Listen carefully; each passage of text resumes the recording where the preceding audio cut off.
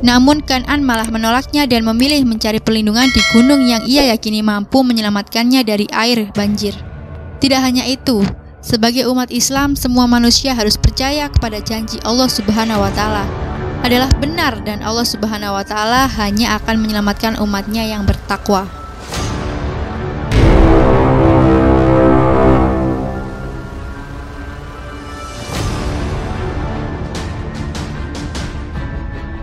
Bismillahirrahmanirrahim.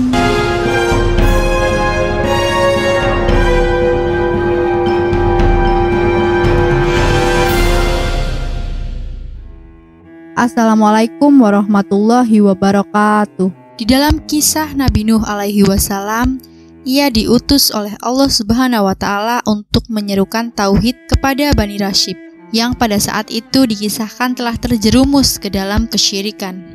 Pada awalnya Bani Rashib adalah kaum yang beriman kepada Allah Subhanahu wa Ta'ala. Di antara mereka ada 5 laki-laki soleh yang jadi panutan dan sangat dihormati oleh penduduk di sana. Kelima orang tersebut bernama Wad, Suwa, Yakhud, Ya'uq, dan Nasr. Namun, saat suatu waktu kelimanya meninggal, orang-orang Bani Rashib ini merasa kehilangan, sehingga mereka berinisiatif membuatkan patung atau berhala. Namun semakin lama perlakuan Bani Rashib ini malah semakin menyimpang pada ajaran Allah Subhanahu wa Ta'ala, dan mereka menjadikan patung-patung tersebut sesembahan. Bahkan hingga beberapa generasi Bani Rashib telah kehilangan iman kepada Allah Subhanahu wa Ta'ala.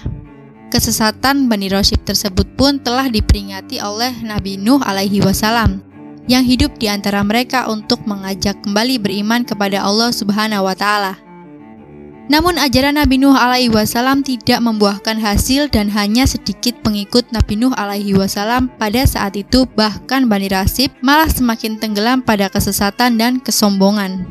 Pada saat Nabi Nuh alaihi wasallam mengajak orang-orang Bani Rashib untuk kembali ke jalan Allah Subhanahu wa Ta'ala, Nabi Nuh malah mendapat hinaan dan dakwanya dicemooh. Tantangan berdakwah Nabi Nuh alaihi wasallam pun kian hari kian berat. Hingga akhirnya Allah Subhanahu wa Ta'ala memerintahkan Nabi Nuh alaihi wasallam untuk membuat bahtera atau kapal yang sangat besar untuk menghindarkan Nabi Nuh alaihi wasallam dan orang-orang Bani Rashib dari bencana yang sangat hebat.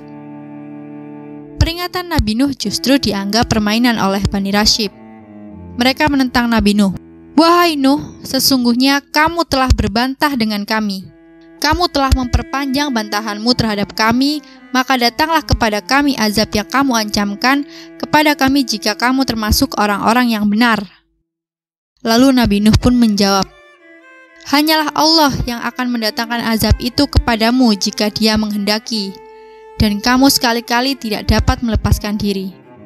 Lalu usai menerima permintaan Allah untuk membuat sebuah kapal, Nabi Nuh kemudian mengumpulkan para pengikutnya dan mereka mulai membuat kapal. Namun, apa yang dilakukan oleh Nabi Nuh dan pengikutnya ternyata malah menjadi bahan ejekan dan cemoohan. Nabi Nuh berkata kepada mereka yang mencemoohnya, "Jika sekarang kalian mengejekku dan orang-orang yang bersamaku, sebentar lagi kami akan mengejek kalian karena aku tahu siksaan dan kebinasaan yang bakal menimpa kalian sehingga kalian tahu siapa yang akan ditimpa siksaan yang menghinakan di dunia seperti siksaan yang kekal akan menimpa di akhirat." Lalu setelah itu bahteranya pun kemudian usai dibuat dan Nabi Nuh dan pengikutnya menyiapkan semua perbekalan. Tak hanya itu saja, Allah juga memerintahkan Nabi Nuh untuk membawa berbagai hewan yang berpasangan, jantan dan betina.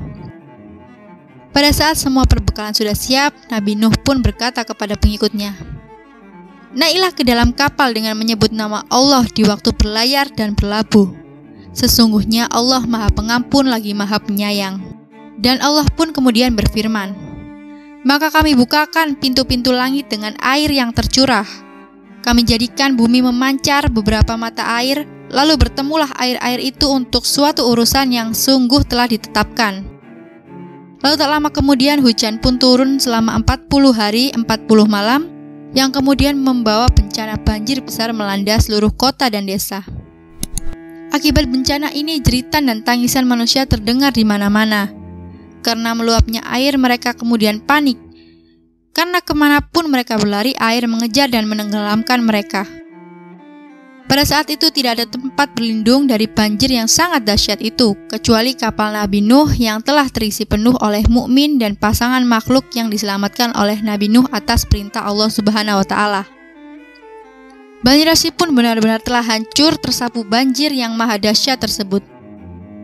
Namun pada saat bencana besar ini, Nabi Nuh juga kehilangan anaknya yang bernama Kan'an. Anaknya tersebut bahkan telah ia perintahkan untuk segera menaiki kapal bersama kerabat dan pengikutnya. Namun Kan'an malah menolaknya dan memilih mencari perlindungan di gunung yang ia yakini mampu menyelamatkannya dari air banjir.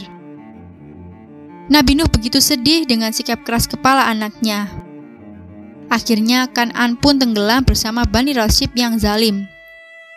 Mereka semua tersapu banjir yang maha dahsyat tersebut. Meskipun merasa sedih melihat Bani Rashid lainnya yang zalim telah tewas menjadi korban banjir besar, Allah memberi perintah kepada bumi dan langit agar memberhentikan melaksanakan tugasnya. Hai bumi, telanlah airmu, dan hai langit, berhentilah. Air kemudian surut dan bahtera tersebut pun berlabuh di atas bukit Judi dan mulai kehidupan yang baru. Dari kisah Nabi Nuh alaihi wasallam mengajarkan kepada anak tentang kesabaran dan keteguhan Nabi Nuh alaihi wasallam dalam beribadah kepada Allah Subhanahu wa Ta'ala.